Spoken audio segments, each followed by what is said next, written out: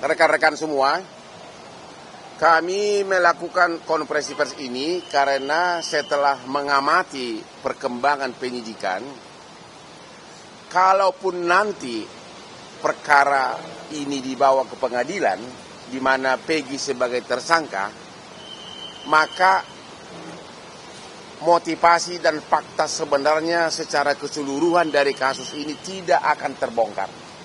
Tidak akan terbongkar.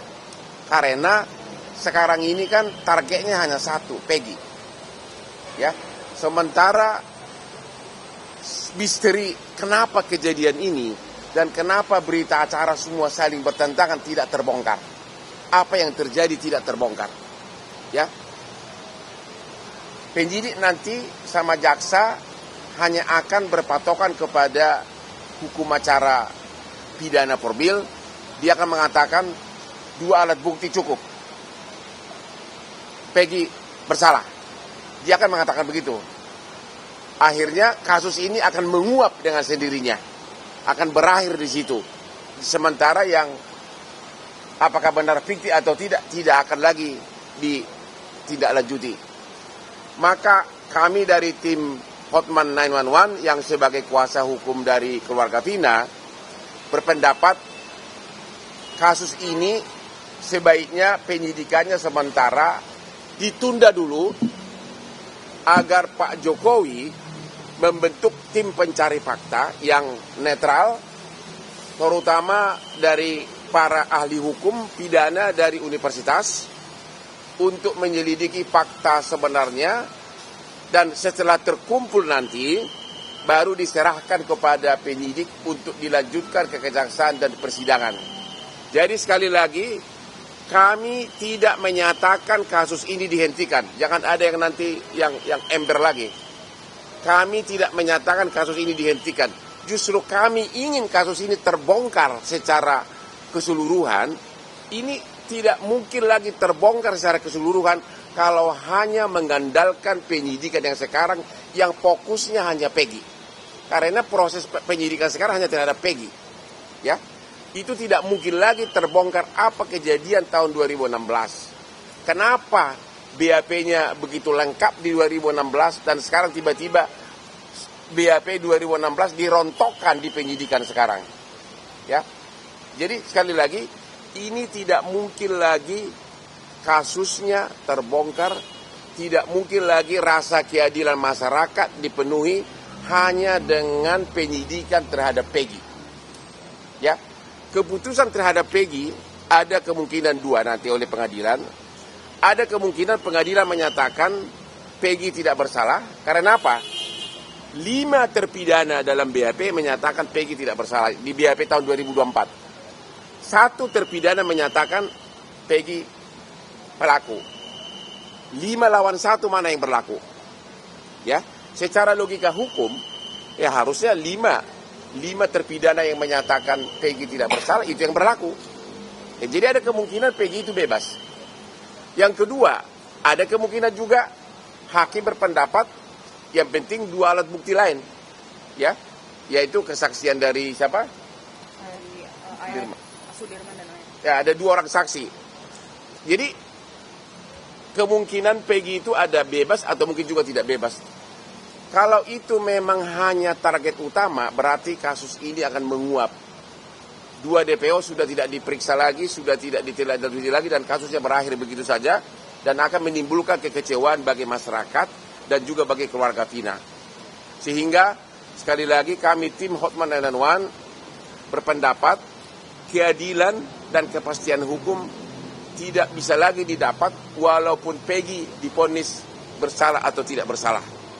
Ya, satu hal yang kami sangat prihatin adalah di dalam putusan pengadilan yang pertama yang 2017 ya, di sana diuraikan peranan dari 2 DPO, diuraikan secara jelas peranan dari 2 DPO. Apakah mungkin itu ngarang? Siapa yang ngarang? Iya kan? Karena semua mengaku sama-sama pelaku, tidak ada pengalihan tanggung jawab. Coba dulu bacakan apa isi fakta persidangan atas 2 DPO. Coba. Namanya siapa? DPO Andi dan DPO Dani. Peranannya apa dalam berkas pengadilan? Oke. DPO Andi dan DPO Dani pada halaman 114 putusan bersama 8 orang pelaku pada hari Sabtu 27 Agustus 2016 sekitar pukul 19.30 berkumpul di warung Bu Nining. Langsung to the point aja. Minum ciu. Oke. Halaman 119. Apa yang dilakukan? DPO Andi memukul melempari korban Muhammad Rizky Rudiana dan korban Vina. Itu DPO Andi dan Dani.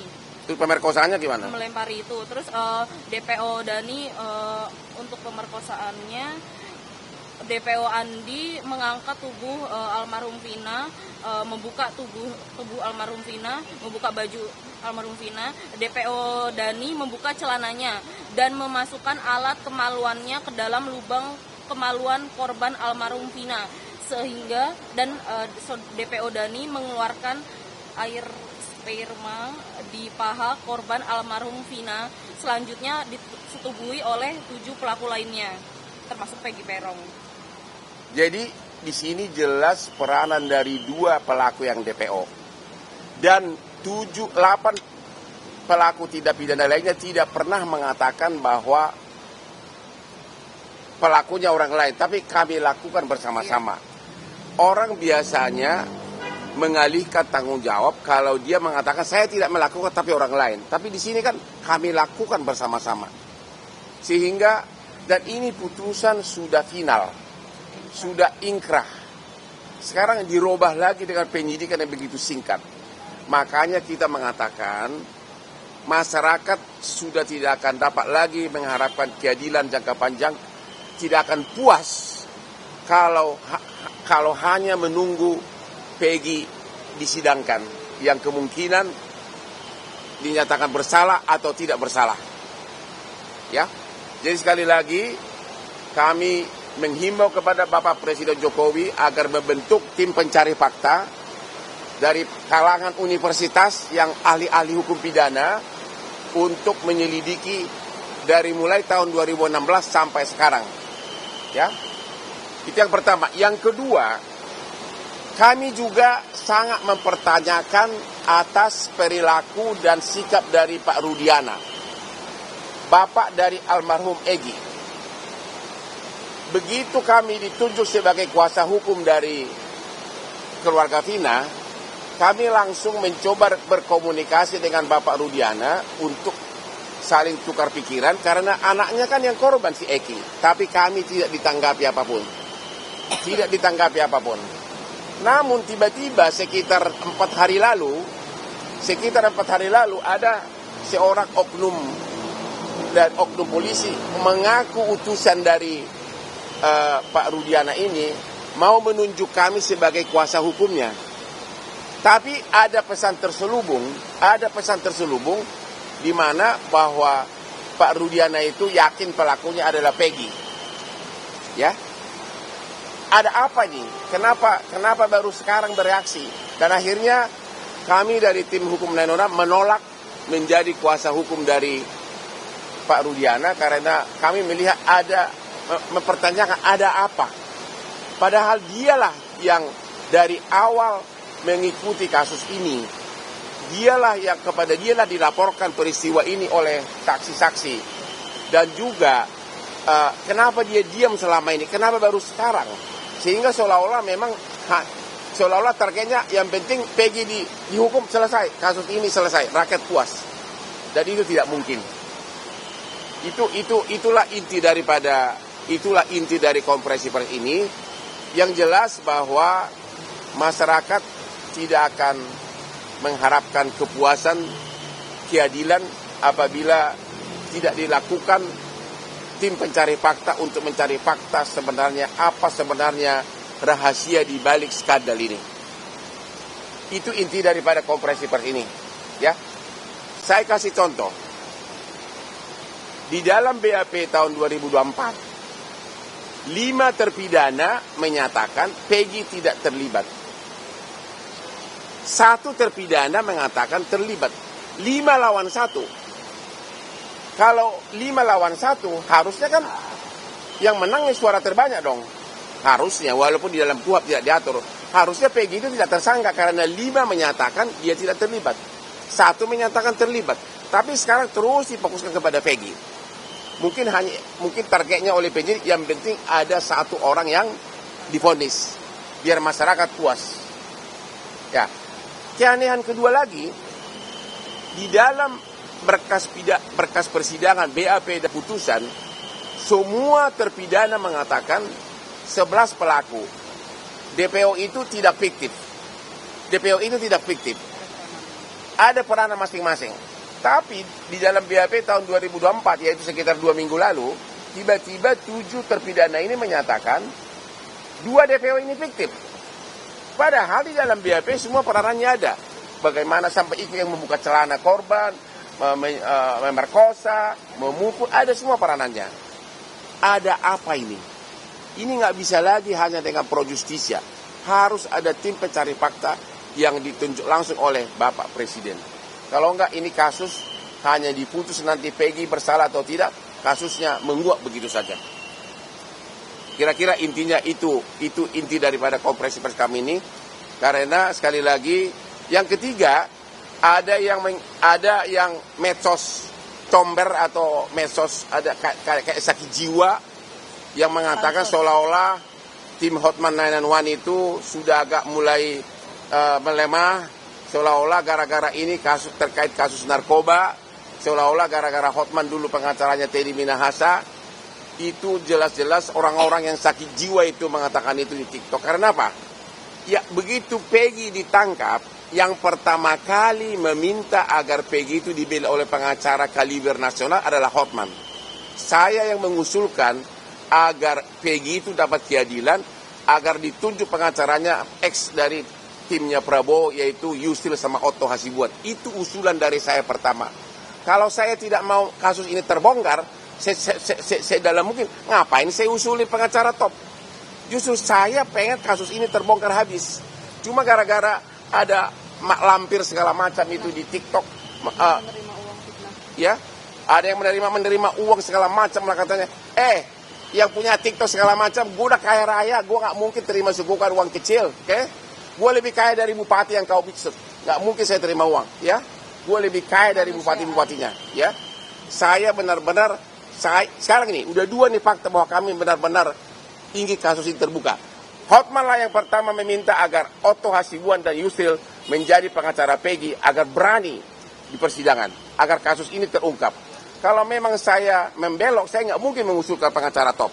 Yang kedua sekarang, saya yang mengatakan agar Pak Jokowi bentuk tim pencari fakta, bongkar sedalam-dalamnya. Kalau hanya formalitas pro justisia, ini hanya akan mengarah kepada Peggy, dan kasus ini apa yang terjadi akan tertutup selama-lamanya. Oke? Jadi sekali lagi saya somasi kepada orang yang TikTok dan segala macam, agar TikTok murahannya ditutup, ya. Udah mukanya aneh-aneh lagi, kayak hantu lagi. Netizen harus pintar, Pak. Ya, kira-kira inti daripada ini. Jadi sekali lagi, kasus ini tidak akan terbongkar apa kejadian sebenarnya hanya dengan mengadili Peggy. Walaupun Peggy dinyatakan bersalah. Itu intinya. Ada pertanyaan silakan.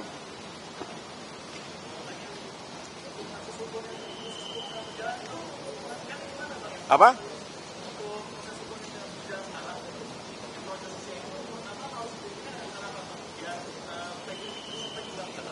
Ya, kan tinggal presiden perintahkan kepada polisi stop dulu sementara. Penundaan itu. Tunda dulu sementara.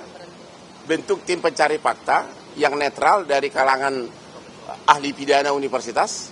Sesudah tim pencari fakta ini bekerja, ditemukan sesuatu, baru dikasih ke tim penyidik untuk dilanjutkan penyidikan. Jadi sekali lagi, jangan ada yang nanti salah pengertian, dikiranya kita minta dihentikan. Tim pencari fakta inilah yang bisa diharapkan membongkar kasus ini. Nanti temuan mereka dikasih ke penyidik untuk dilanjutkan ke persidangan. Itu. Dan itu boleh, itu tidak melanggar hukum.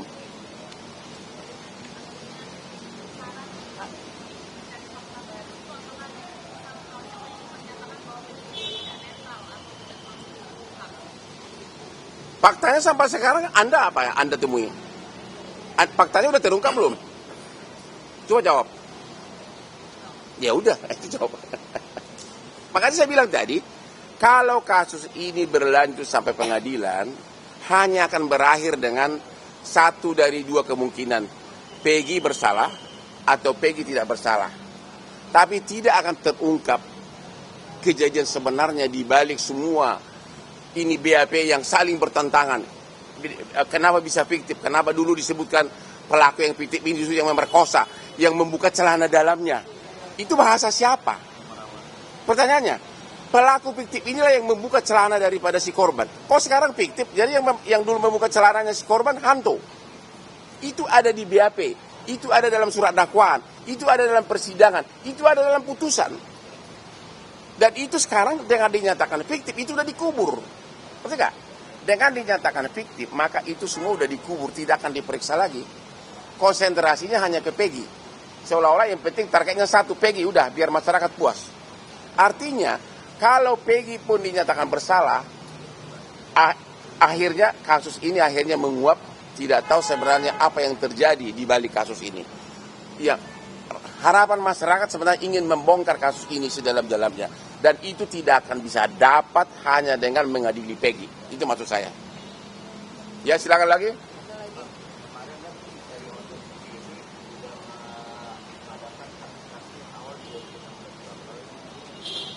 Kenapa? Kurang kencang, Pak. Kemarin kan Oto juga sudah menghasilkan kuasa dari saksi-saksi yang awal 2015 bahkan saat dia bilang saat dia ada tekanan dari kebijakan gimana Pak? Apa kan bilang Makanya saya mengatakan tim pencari fakta inilah nanti yang akan memanggil seluruh terpidana ini, diperiksa secara baik-baik, ya, dan diambil hatinya apa sebenarnya yang terjadi, ya. Itulah tim pencari fakta inilah. Karena kalau tim pencari fakta itu kan netral, tidak ada kepentingan, ya. Apalagi kalau tim pencari fakta ini didukung oleh DPR Komisi 3 kita yang sampai sekarang, tim Komisi 3 kita DPR Komisi Hukum sampai sekarang silent. Padahal ini sudah kasus yang sudah merebak di seluruh Indonesia. Tapi yang membidangi hukum di DPR kita diam saja. Sebentar lagi mereka akan berakhir masa jabatannya dan akan dapat uang pensiun seumur hidup. Komisi 3. Sampai sekarang mereka no comment. Tapi demikian juga kami mengkritik pihak universitas, para ahli hukumnya. Kalau waktu Pilpres mereka kumpul ikut rame-rame komentar. Dari universitas pun ahli hukumnya tidak ada satupun komentar. Diam semuanya. Ya, itu yang kami sangat kritik. Padahal begitu banyak profesor hukum pidana di universitas. Ya. Jadi sekali lagi, kunci kasus ini sebenarnya adalah terpidana itu dilindungi, ditanyakan baik-baik, dilindungi, dan yang bisa melindungi itu agar mereka yakin hanya Jokowi.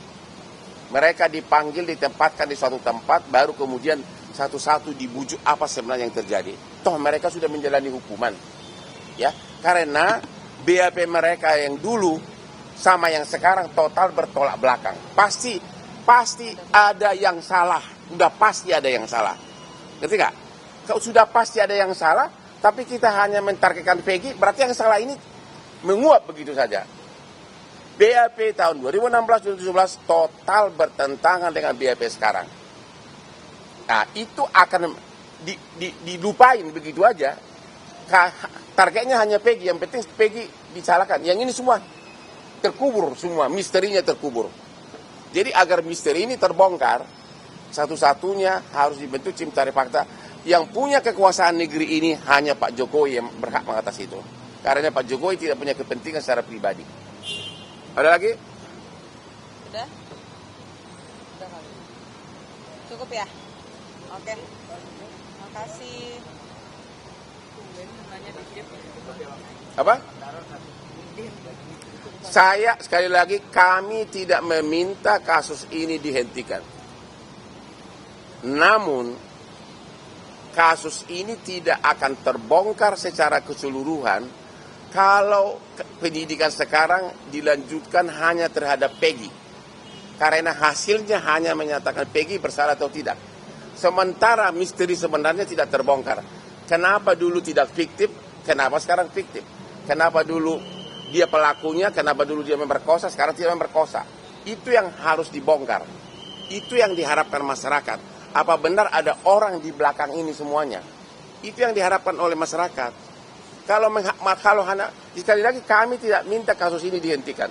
Hanya dibentuk tim pencari fakta agar lebih fleksibel, lebih netral menemukan fakta-fakta, terutama 8 terpidana ini harus benar-benar dilindungi, dirayu, ditempatkan di suatu asrama atau apa, baru kemudian di BAP satu-satu agar semua curhat. Ya, agar semua curhat. Hanya itu. Tanpa itu kasus ini tidak akan terbongkar. Artinya siap-siap aja bahwa Peggy dibawa ke persidangan, habis itu divonis bersalah, ya udah, kasus case close. Kasus Vina selesai. Anda mau begitu silahkan. Kalau kami mengatakan bentuk tim pencari fakta dan kami tetap meminta agar pelakunya ditangkap. Kami tidak pernah mundur, kami tidak memihak bupati atau siapapun. Aku Hotman Paris tidak pernah disogok bupati, aku lebih kaya dari bupatinya. Apa? Saya tidak menduga apapun, tapi BAP gini, Peggy ini tersangka sekarang karena 1 dari terpidana menyatakan dia pelaku. Tapi 5 terpidana menyatakan dia bukan pelaku. Iya kan? Jadi ada apa ini? Nah, kemudian 2 DPO dinyatakan adalah DPO fiktif. Padahal dulu bukan fiktif, dan sampai pelaku DPO fiktif inilah yang memperkosa, membuka celananya segala macam. Ini kok bisa ada BAP seperti ini? Membawa korban juga, 2 DPO-nya membawa korban kemana? Ke jembatan, Pak. Yang membawa korban ke jembatan juga 2 DPO ini. Yang membuka celananya juga orang DPO ini. Yang memperkosa juga DPO ini. Ini siapa yang bikin BAP-nya? Kok sekarang tiba-tiba fiktif? Dan ini sudah putusan final pengadilan. Apa?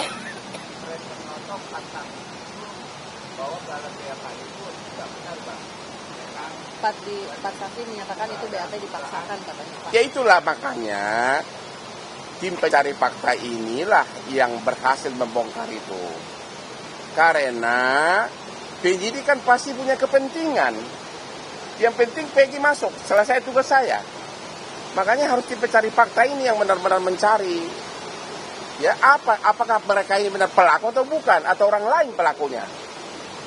Kalau itu tidak dibuka, kasus ini akan menguap dengan sendirinya. Sekali lagi, keluarga Vina, kami tetap menganggap penyidikan tetap dilanjutkan, tapi lengkapi dulu bukti-bukti dari tim pencari fakta yang lebih netral. Ya, hanya itu agar 2 berita acara, begitu banyak berita acara yang bertentangan ini bisa terungkap. Tidak masuk di akal penyidikan 2 minggu di 2024 bisa begitu saja menyampingkan BAP, putusan persidangan, putusan pengadilan tahun 2017. Nggak bisa, nggak masuk di akal hukum itu. Pasti ada yang salah. Pasti ada yang salah. Cuma siapa yang salah? Dan siapa yang salah itu tidak mungkin terbongkar hanya dengan menghukum Peggy. Itu maksud saya. Tidak mungkin. Jadi kalau Anda memang mau kasus ini terkubur begitu saja, ya udah. Tunggu aja Peggy dinyatakan bersalah, file ditutup, selesai. Ya. Ya.